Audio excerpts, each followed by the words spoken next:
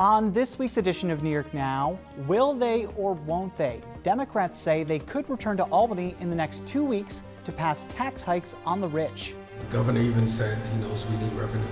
Amanda Fries from the Times-Union and Bernadette Hogan from the New York Post are with me in studio to discuss. Then, Senate Majority Leader Andrea Stewart-Cousins joins me to chat about the state's budget crisis and what Democrats have planned for next year. And the state's opioid crisis got worse during the pandemic. We'll tell you what some want to do about it. I'm Dan Clark, and this is New York Now. Today, the Senate majority will pass a law prohibiting it, and we will take them to court challenging it. Welcome to this week's edition of New York Now. I'm Dan Clark. The big question in New York right now is what to do about the state's $15 billion budget deficit. And as we've told you, there's a lot of different ideas for filling that gap. One of them is raising taxes on the rich, which Democrats in the legislature actually support. We were expecting that to be a big issue next year when lawmakers return to Albany in January. But as it turns out, that could be happening sooner than we thought. Assembly Speaker Carl Heastie said this week that lawmakers could still come back to Albany before the end of the year to pass new taxes on the wealthy. And so we're just having conversations back and forth based on what our members have said to us about the possibility of maybe coming back to do some of the hot button issues, looking at revenue. The governor even said he knows we need revenue. But Governor Cuomo came out a few days later and basically said no thanks. Not because he's against raising taxes on the wealthy, but because he wants to wait for a stimulus package from Congress before making any big moves. He says that will help the state decide how much to raise taxes and if there needs to be any cuts. Here he is this week. You can't divorce a tax increase from a budget action. I can do it either way. But you have to do a tax increase in the context of a budget. Otherwise, you don't know how much to raise in taxes. Otherwise, it's just a political gesture. So let's talk about it with Amanda Fries from the Albany Times-Union and Bernadette Hogan from the New York Post. Thank you both for joining me. Thanks. So the big question is, are we coming back this year? I guess we have 2 weeks left in the year. Lawmakers could come back to the Capitol. I would say it's unlikely. Bern, what are you hearing? Right, so we have 2 weeks until January 1st, the start of next session. Lawmakers and Governor Cuomo are really pressured to raise money to close this massive revenue gap, mainly caused by the coronavirus pandemic. It's going to be tough. Lawmakers are going to have to actually have a plan with or without the governor. So right now, I'm not sure. The state Senate, they had a retreat last week, and the state assembly had one, and by retreat, within conference to see what their priorities would be and what they need to do. I heard that the state Senate has not spoken since last week as one big conference, and the state assembly, Speaker Carl Heastie, the leader of the Democrats, he said that he does want to come back potentially to raise taxes on at least the wealthiest of New Yorkers, and it remains to be seen. I will say in just a few minutes on the show, we have Senate Majority Leader Andrea Stewart-Cousins, and we will ask her if they're going to come back by the end of the year, so stick around for that. Mandy, what are your predictions? Do you think lawmakers are going to be coming back sometime in the next few weeks? It remains to be seen, just like Bern said. However, we also have the eviction moratorium, which for a lot of folks have argued it's not a real eviction moratorium, so they're hoping to have legislators come back, strengthen the moratorium and extend it for a longer period of time. That is expiring at the end of the year, January 1. That's the expiration date. So if legislators want to address the concern of an eviction crisis and a housing crisis, I would anticipate they probably really do need to come back before the end of the year. So it's expiring January 1st. The governor, of course, has the power to extend this because he still has the emergency powers. He just hasn't done so yet. Right. I think they extended the commercial eviction moratorium either last week or earlier this week. It all kind of blends together. So we could see something from the governor today. We're taping Friday or sometime in the next few weeks on that. But it is a really important issue, and you're right. The speaker Carl Heastie said they have to come back before the end of the year, or to some extent maybe negotiate with the governor to do something like that. But Let's talk about taxing the rich, because that seems to be the big disagreement this week. Right. So Carl, the speaker, says they want to come back to tax the rich. Mandy, what is the governor saying? He doesn't want to do it right now. He never really wants to do it, right? I mean, it's not even like a right now thing, but he has acknowledged that they will have to raise taxes, but we don't know what taxes, right? Right. And, you know, both the governor as well as his budget director, Rob Mujica, has mentioned that if they raise taxes on the wealthiest New Yorkers, they will leave New York. On the other side of things, you have folks who will say that that's not necessarily true, that it doesn't actually bear out, in fact. So we're going to have to wait and see. The question is whether the governor has the appetite to raise taxes on the wealthiest New Yorkers. There is strong support. We've seen the surveys that show that New Yorkers support raising taxes on the wealthiest. Right, exactly. And Bern, you had some behind the scenes reporting on that this week. Tell us about that. Right. So yesterday, the governor did have a meeting with labor leaders about this exact topic, saying he expressed displeasure, needless to say, about Carl Heastie's encouragement to raise taxes on the wealthiest. And now it's not just this blanket raise tax on the wealth. There's a host of different proposals. This pied-à-terre tax, which is on multiple homes of one owner, stock transfer tax, several different proposals that really haven't been put into place prior. So the governor, you know, he met with these labor leaders and he said, I need your help here. I need your support because I can't be muscled around on this. And it's also, you know, he does want to come to a conclusion, a compromise at the end of the day, whether that's with the legislative leaders or with him saying, hey, I have a coalition of support and we actually don't have a majority of, you know, the general populace saying, let's raise taxes on the wealthy. However, you know, he is saying he's holding out for Washington. What that looks like, how much are we going to get from Washington? I don't know. But at the end of the day, he is talking about raising taxes, potential layoffs, budget cuts. Something's going to have to be done because over the next 2 years, we have nearly $30 billion predicted in estimated revenue losses. So it's huge. It's crazy. It's massive. It's like an insurmountable amount of money that the state has, I don't know, dating back to, however, I don't know how this compares to historically, but it's more than we've seen in over a decade. Right, but it's not something that can't be at least mitigated to some degree. Remember last Right. year we had that massive Medicaid deficit that did end up getting fixed to a degree with MRT2. Of course, fixed is also, it's still in motion, Right. but there are ways to close the gaps. However, the loss of revenue here is pretty insurmountable. Mandy, before we run out of time, Deputy Commissioner of Economic Development, former Lindsey Boylan, now running for Manhattan Borough President, has accused the governor of sexual harassment. In the past few days, the story has kind of faded away. Do you think it'll stick to the governor?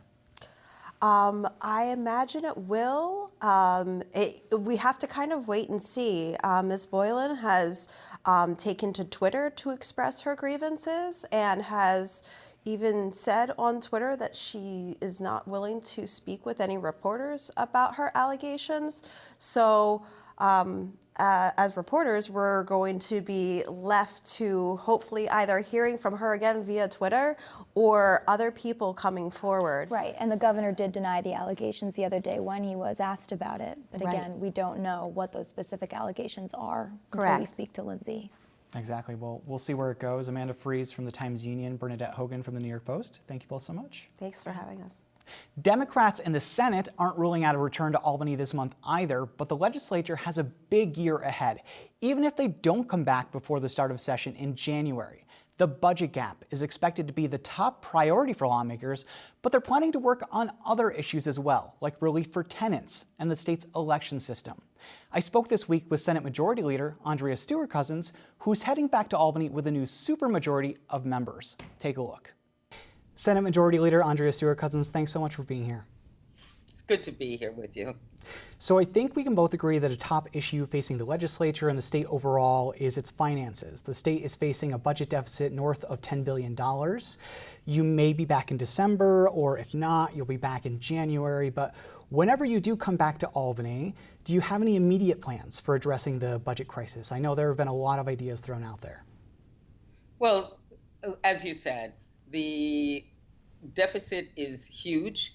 We are looking at just a number of possibilities, clearly, from revenue raisers we're just trying to figure it out. Our big hope, as I always say, is that we have a federal government that actually is a partner with us and will look at state and local governments not as the enemy, not as a blue state bailout, but as part of what government does to show that it actually functions.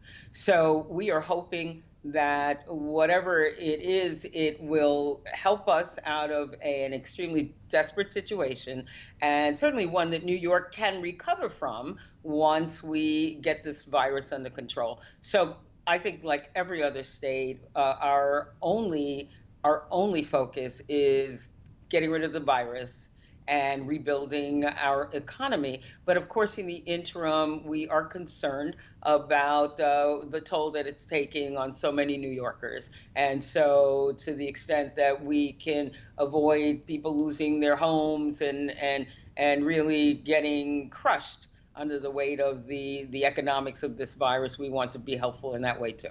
You bring up a really good point about people losing their homes, and I'm thinking about tenants. What can we expect from the Senate and Democrats in the Senate? I don't want to have you speak for the Assembly, obviously, but do you have any plans for providing some relief for tenants? We know that the eviction moratorium is kind of ongoing, it's kind of fuzzy, but what can we expect in the immediate future? Well, I think what we want is clarity, because we don't want fuzziness, and obviously we're still in the midst of a pandemic, and circumstances unfortunately have changed, but not to the extent where people can go back to their lives as they've known them. So you can expect for us to do exactly what we continue to do, which is find ways that we can clear up the fuzziness, keep people in their homes, and overcome the virus. So then we can worry about the next steps. But we are absolutely concerned about eviction and trying to figure out a way that people can stay in their homes, keep their homes, and feel at least that level of security as we go forward. Some Democrats have called for the legislature to come back into session immediately and pass tax hikes on the rich. Of course, this is part of the conversation about the deficit overall. I know that people are pushing for you to come back this month in December. Are you planning a return back to Albany before the end of the year? Again, we're not planning or not planning. What we are doing is trying to figure out what makes sense. The budget hole is extremely large. Our opportunities to fill that hole, are debatable, especially within, the next couple of weeks. So there is a reality to coming back. When we come back, we want to make sure that we are at least doing things that will help the people who are most desperate for help. That is the bottom line of why I would be coming back. Do you think when you do come back, whether it's this month or next month, you will have an immediate package of something to pass in terms of tax hikes, revenue raisers, or do you think that it will be a wait and see in terms of waiting for President-elect Joe Biden to come into office and possibly negotiate that aid package for the state? Well, the thing is, I have a revenue working group. We have worked extremely well together, and this is a way that I get all of the various voices and ideas to the table. So we do have things that we are working on and feel comfortable with. So we always like to be prepared and with certain solutions. So we are definitely working on that. So I think all of the above is true. And as we get into whatever we do this year, if we do anything, there's obviously we will start session technically on January 6th, and it begins. But we will have things that we can bring to the table that we feel confident will be helpful. As I said, I don't think anybody should feel that we alone in this state government can do everything to get us out of the hole, which, as you said, is northward now of $10 billion for this current fiscal year. And then for the next, it's $16 billion. The hole is large. And so no one should think that we could come up with that much money as a state. So whatever we do, we are desperately in need of federal assistance, and I continue to underscore that because that is the reality. You know, switching gears, because I don't want to just talk to you about the budget. When you first won the majority 2 years ago, and you came into office with the first Democratic majority in about 10 years in the Senate, you really hit the ground running with a lot of really big bills, like the Reproductive Health Act, enshrining abortion protections into state law, the Child Victims Act, a lot of really big things that you've been pushing for a long time. Now you're going back to Albany with 43 seats, 3 more seats than you had in the last session. Do you have anything that you want to get done immediately? What are your top priorities as you come into Albany with this bigger, stronger majority? Well, first of all, you mentioned some important things, but I want to remind New Yorkers that for the first time we had early voting.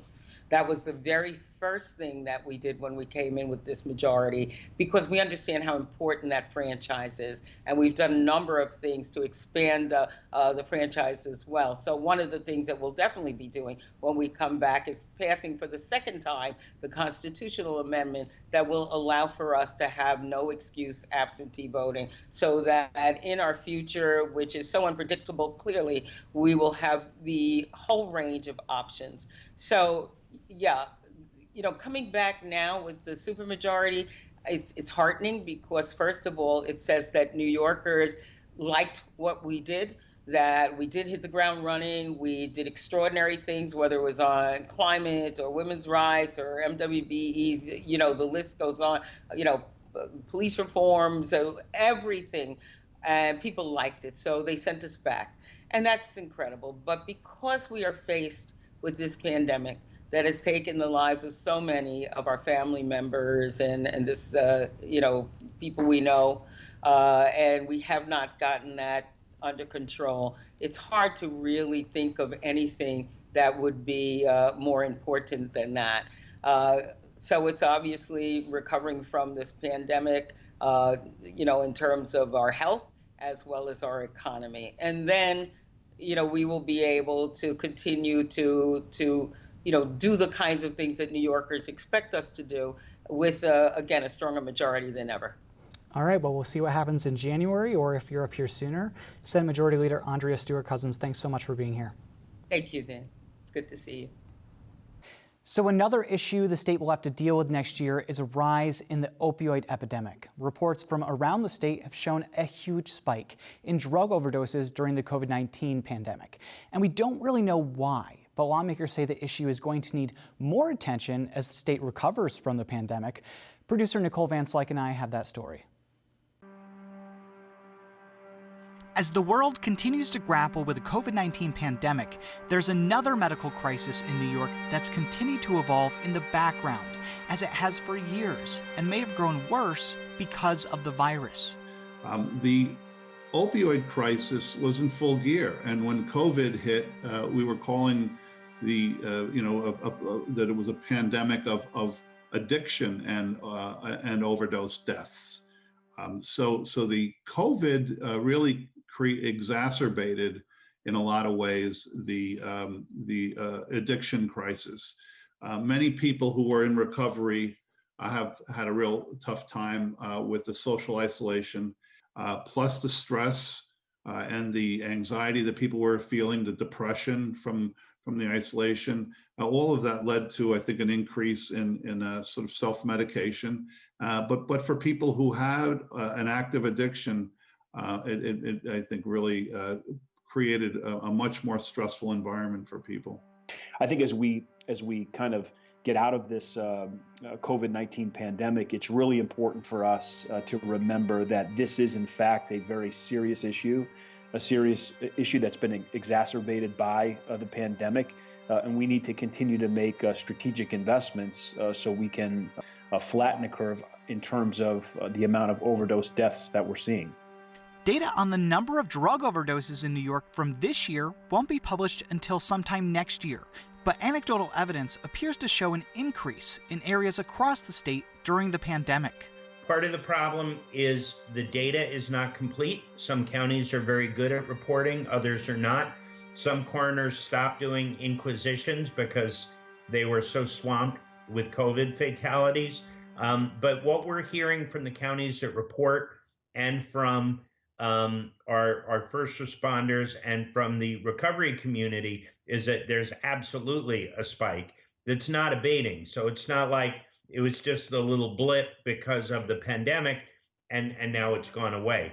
While news reports from different counties have shown a spike in overdose deaths at times this year, people familiar with the opioid crisis say that's been a common trend across the state. The number of deaths, the number of overdose deaths has risen dramatically in communities across New York State and across the country.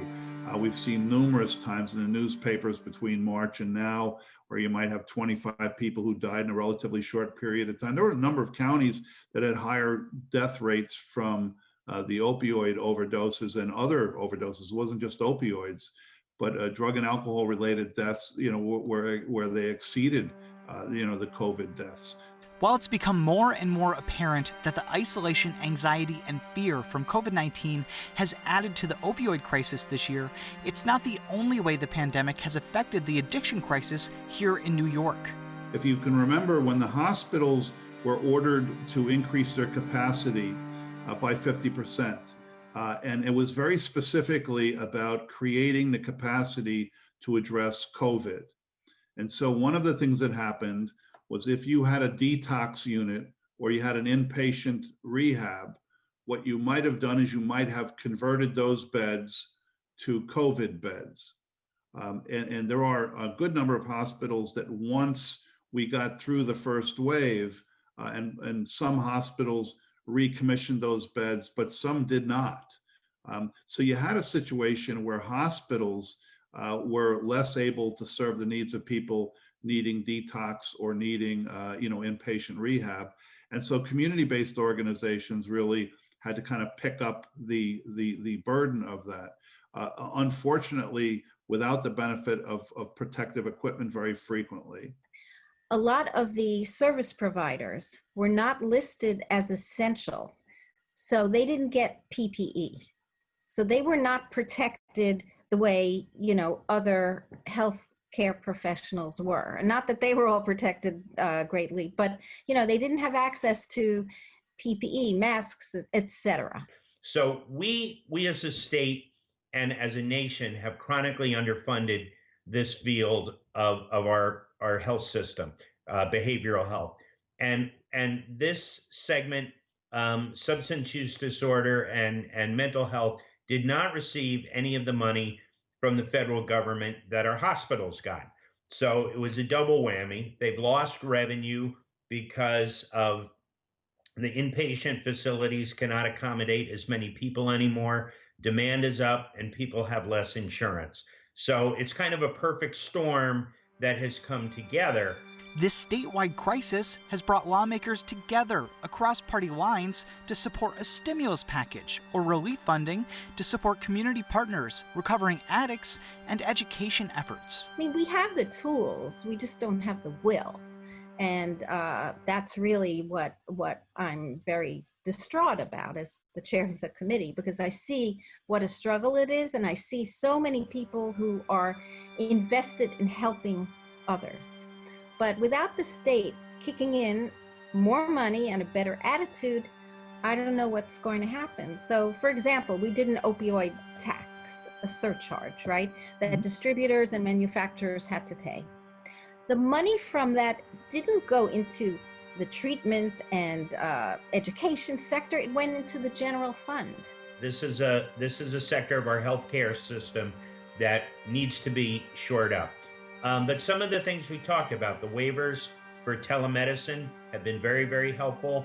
The waivers on medication-assisted treatment used to be you have to get a prescription in person. Now it can be done remotely.